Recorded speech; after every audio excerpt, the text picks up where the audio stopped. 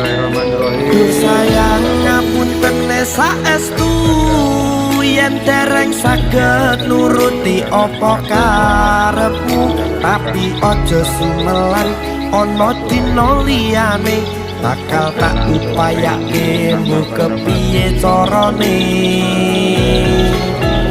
Tresnoku ora bakal luntur, sayangku ora bakal goyah senajan kahanane bubrah.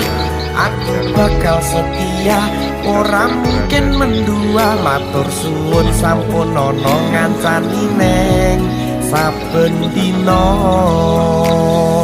Kalimantan Timur. Begini kondisi yang ada luar biasa, enak betul.